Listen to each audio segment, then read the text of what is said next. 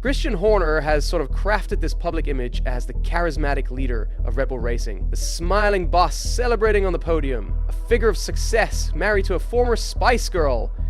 But peek behind the curtain, and a more complex picture emerges, a fiercely competitive, at times manipulative operator who is willing to push boundaries and narratives to their breaking point. I've spent weeks studying the world of Christian Horner, examining how this failed racing driver transformed himself into one of the most powerful figures in motorsport. What I've discovered is a story of remarkable success, tinged with controversy.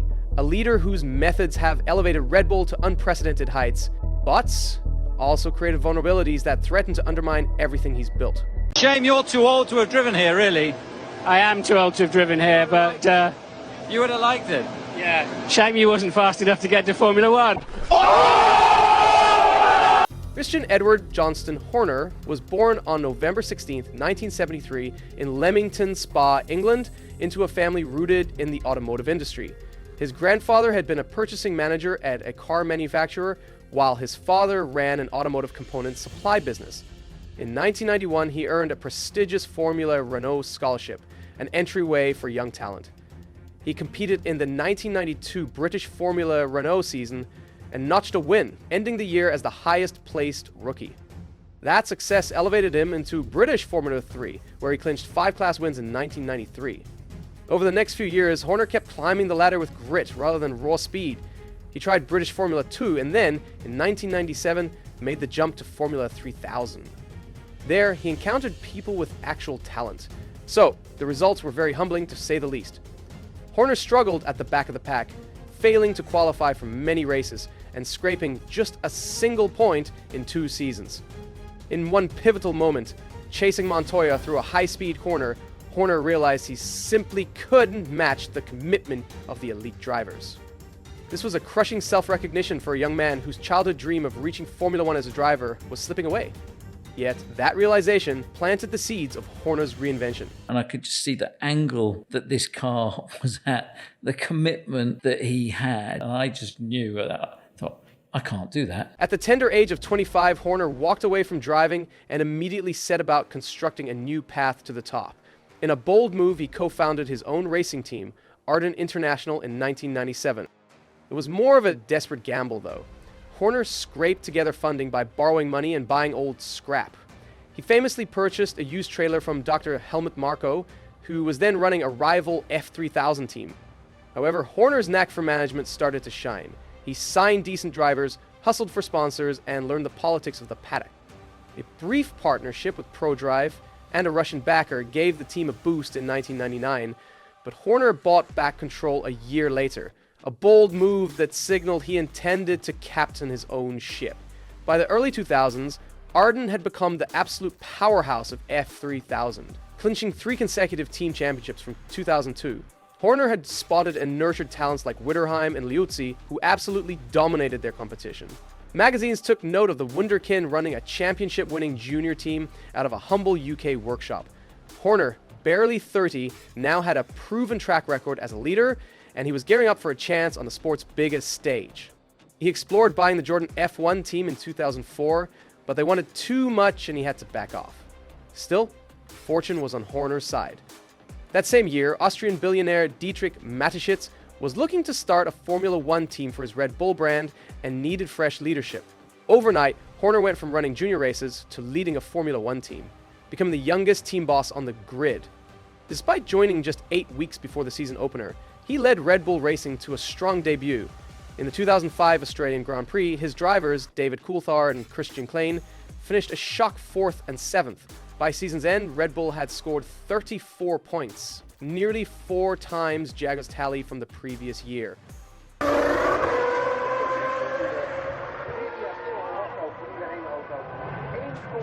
Horner had arrived, and he brought with him the first ingredient of his long-term success: talent recruitment. He courted Adrian Newey, the genius behind multiple championship-winning cars at Williams and McLaren, and by November 2005, Newey agreed to join Red Bull as Chief Technical Officer. In 2006, the team snagged its first podium in Monaco. Did Horner jump into the team's pool wearing nothing but a Superman cape? What a stupid question. Of course he did. In 2009, Red Bull emerged as the closest challenger to the dominant Braun GP team, with Vettel and Webber combining for 6 wins and a strong second place in the Constructors' Championship. The once-Racky team principal was now going toe-to-toe with F1's old guard, and Horner was about to one-up them all. It's it's a good-looking car. It looks, it certainly looks very pretty, but obviously it's now down to what it does on the track. In the 2010 season, armed with Adrian Newey's brilliant RB6 car, Red Bull clinched its first World Constructors' Championship with a race to spare. In a dramatic finale, Sebastian Vettel seized the Drivers' Championship as well, becoming the youngest world champion in F1 history. Horner had orchestrated a championship victory just 5 years into his F1 time, but far from being overwhelmed by success, Horner pressed the advantage. He kept the core of his team intact and doubled down on a culture of favoritism toward his star driver. The results spoke volumes.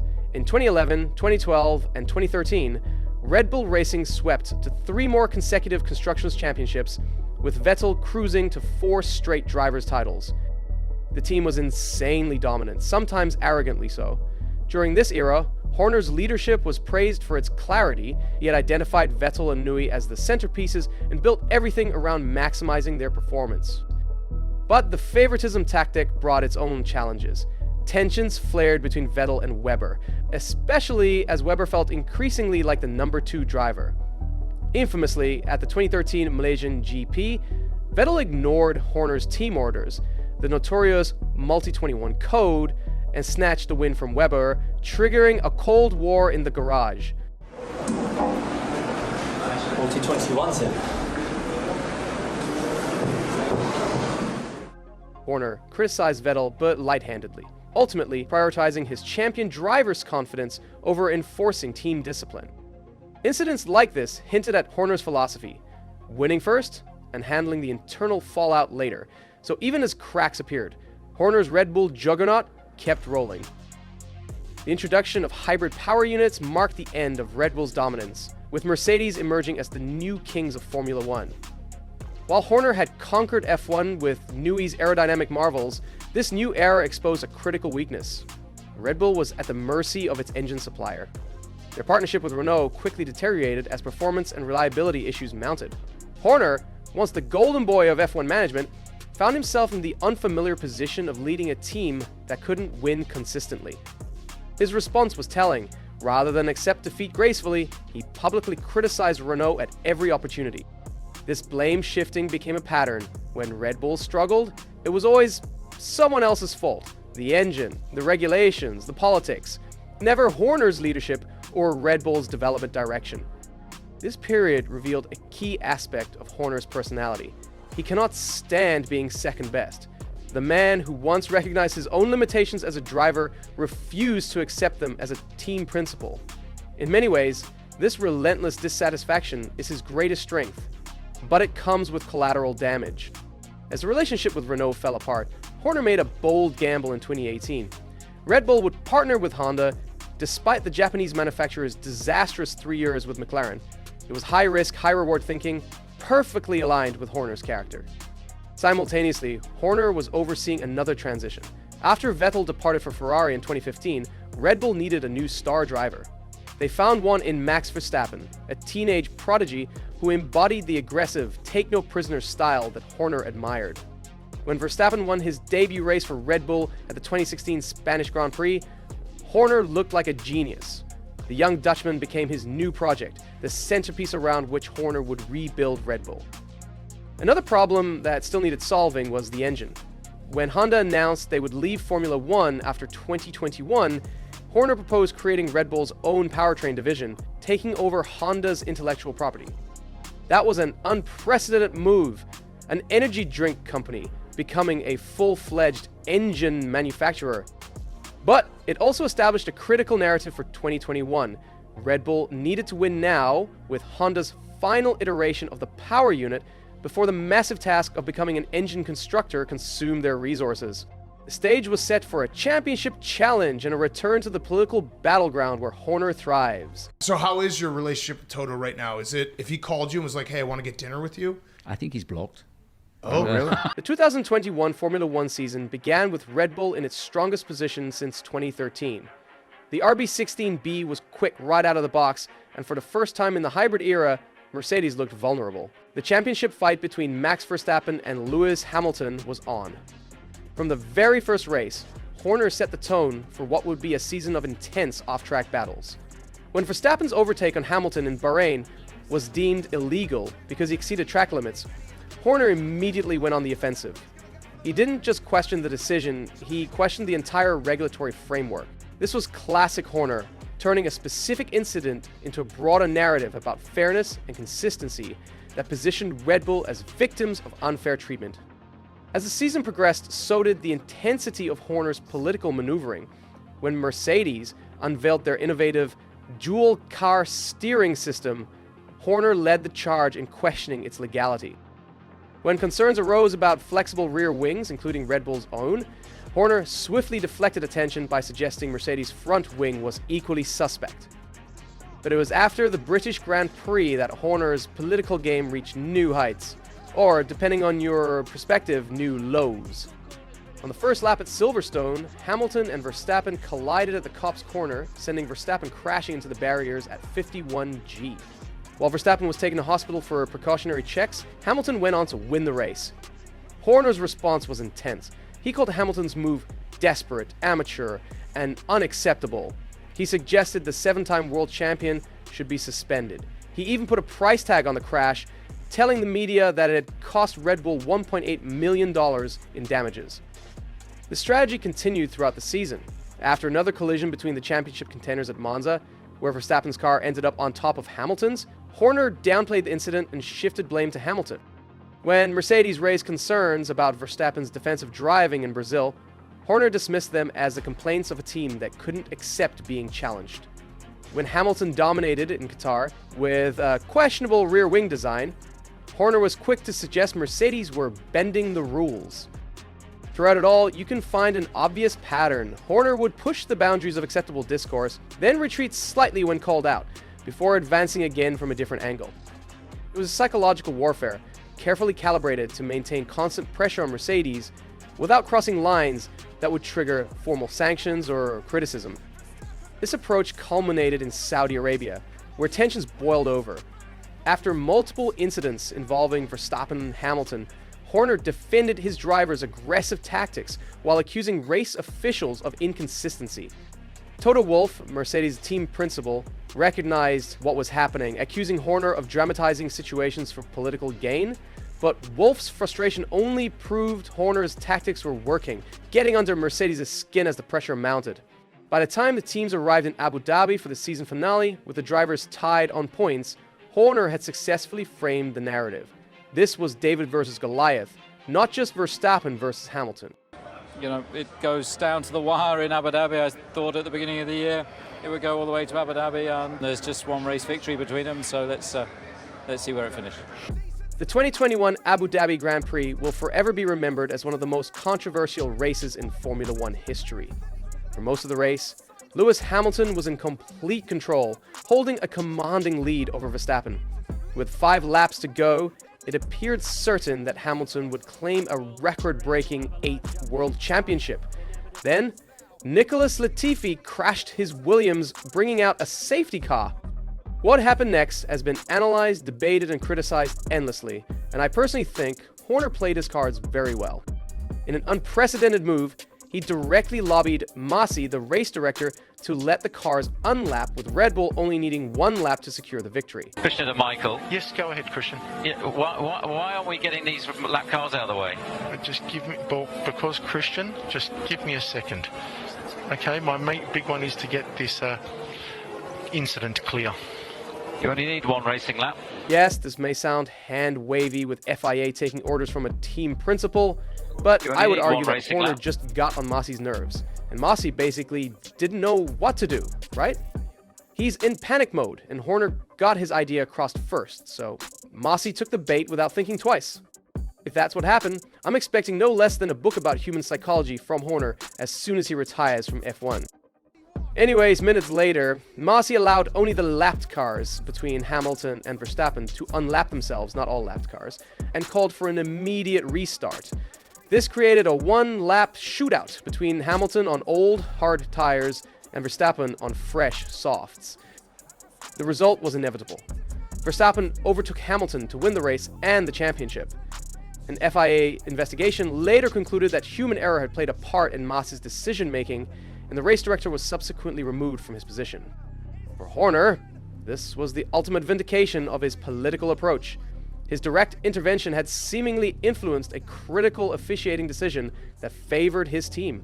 In the immediate aftermath, Horner celebrated Verstappen's championship as if there was no controversy whatsoever, dismissing Mercedes' protests as the actions of bad losers.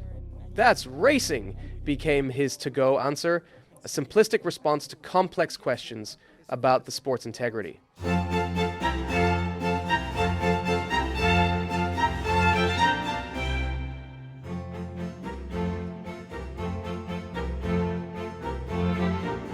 Again, more overtaking, more great close racing, and a great motor race. The 2022 season should have been a victory lap for Christian Horner. Red Bull's technical team under Adrian Newey's guidance had interpreted the new ground effect aerodynamic rules masterfully. The RB18 was soon the class of the field, and Max Verstappen cruised to his second world championship with relative ease. By the end of 2022, Red Bull had claimed both the drivers' and constructors' championships, with Verstappen winning a record 15 races in a single season. On the surface, everything appeared perfect. Horner's vision had been realized, with Red Bull establishing a new era of dominance, reminiscent of their 2010 to 2013 reign. But beneath this success, problems were still brewing. The cost cap breach that came to light in late 2022 was more than just a financial irregularity. It was a symptom of a deeper issue within Horner's management approach. The FIA ruled that Red Bull had overspent by around $1.8 million during the 2021 season, leading to a $7 million fine and a 10% reduction in aerodynamic testing allowance for 2023. Horner's response was classic.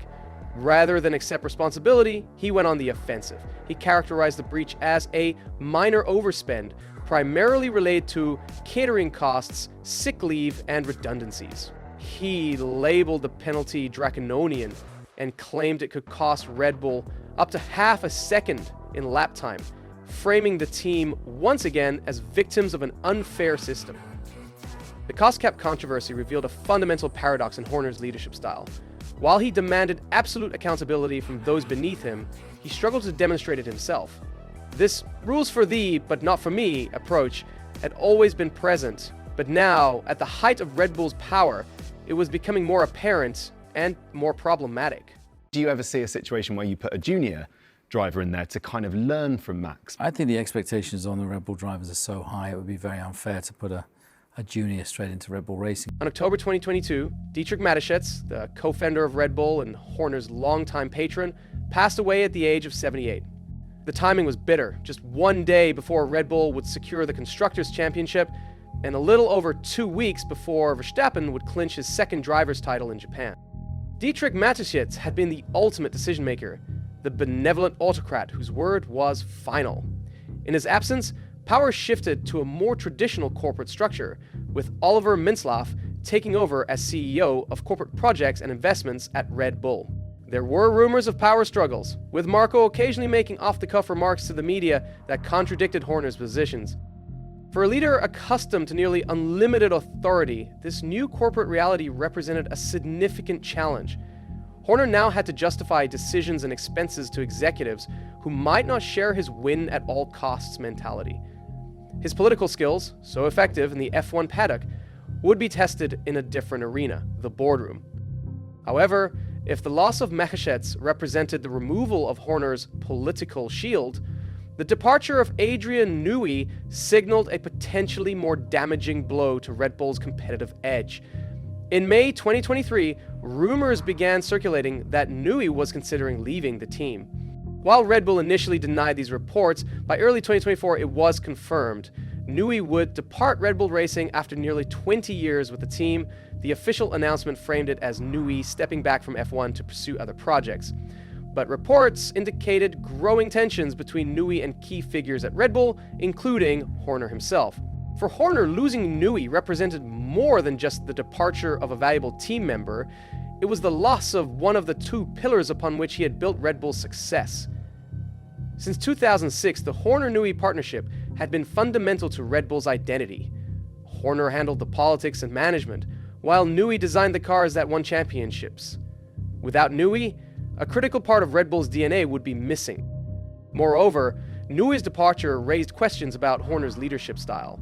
If the team's technical genius was leaving partly due to internal politics, what did that say about the environment Horner had created? Had the very traits that made Horner successful, his intensity, his political maneuvering, his centralization of power, ultimately driven away one of the team's most valuable assets? You know, I have to say a big thank you to all the men and women back in Milton Keynes that this winter have worked so hard. And to make the situation even worse, in early 2024, Christian Horner found himself at the center of a different kind of controversy, one that had nothing to do with cost caps or technical regulations. Allegations emerged regarding inappropriate behavior toward a female employee, triggering an internal investigation by Red Bull. For the first time in his Red Bull career, Horner's position seemed genuinely vulnerable. Several elements of the controversy were revealing. The swift and public denial from Horner before the investigation had concluded, the carefully worded statement from Red Bull that cleared him without providing details, and the subsequent leaking of alleged evidence to the media and F1 teams. More broadly, the situation highlighted a potential weakness in Horner's leadership model.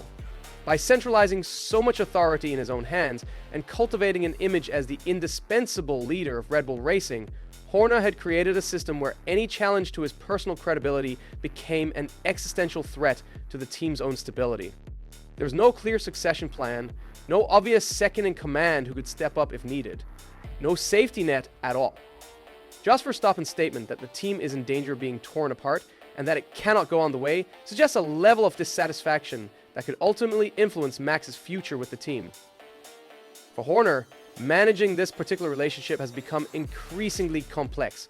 On one hand, Verstappen is the cornerstone of Red Bull's success. Losing him would be absolutely catastrophic. On the other hand, the perceived need to appease Verstappen and his camp could undermine Horner's authority and credibility with the rest of the team. You've got a problem, change your fucking car. Beyond the internal challenges, Red Bull Racing faces a broader identity crisis that reflects directly on Horner's leadership. From its inception, Red Bull positioned itself as Formula One's rebel team, the fun-loving, rule-breaking outsiders challenging the sports establishment. This identity aligned perfectly with the Red Bull brand and with Horner's own persona as the youthful, dynamic team boss who jumped into a swimming pool wearing only a Superman cape to celebrate his team's first podium. But after nearly 2 decades of success, including multiple world championships, this outsider narrative has become increasingly difficult to maintain. Red Bull is now the establishment, a massive operation with one of the sport's largest budgets, its own powertrain division, and a dominant competitive position. The energy drink company that once shook up Formula One's stuffy image is now one of the sport's power brokers. This evolution creates a dissonance that Horner has struggled to resolve. He continues to position Red Bull as the plucky underdog, battling against the sport's political forces, even as the team exercises considerable influence over those same politics. Such behavior creates a credibility gap that undermines Horner's leadership. If Red Bull and Horner can't acknowledge their current status as F1's establishment, how can they navigate the challenges that come with that position? I do believe that the rebel narrative that once energized the team now risks becoming a crutch that prevents necessary evolution. Christian Horner stands at a critical juncture in his career. The traits that propelled him to success, his win-at-all-costs mentality, and his centralization of authority are now being tested in new ways. The death of Dietrich Mateschitz, the departure of Adrian Newey, internal controversies, and changing corporate dynamics have created unprecedented challenges for his leadership model. But throughout his career, Horner has demonstrated remarkable adaptability. He transformed himself from a middling racing driver to a championship-winning team principal. He navigated Red Bull through multiple regulatory eras, technical partnerships, and competitive cycles. He rebuilt the team after the end of their first dominant period and returned them to championship glory. However, the current challenges are different because they strike at the core of Horner's leadership philosophy. The question is not whether he can adapt Red Bull's technical approach or political strategy. The question is whether he can adapt himself. Can the man who thrives on conflict embrace a more collaborative approach when dealing with Red Bull's corporate owners? Can the leader who has centralized authority develop a succession plan, an institutional structure that doesn't depend entirely on his personal leadership? With the immense challenge of 2026 looming, Horner faces a choice. He can double down on the approach that brought him success, fighting to maintain his position and authority at all costs. Or he can evolve, recognizing that Red Bull's next chapter might require a different kind of leadership than the one that wrote its first. Which one do you think he'll choose? I think he'll stick to the old guns just because they worked for him before, but Red Bull is trailing McLaren by 100-something points, and it's not even mid-season. Will this be enough of a sign for Horner to change something? Let me know in the comments, and don't forget to subscribe.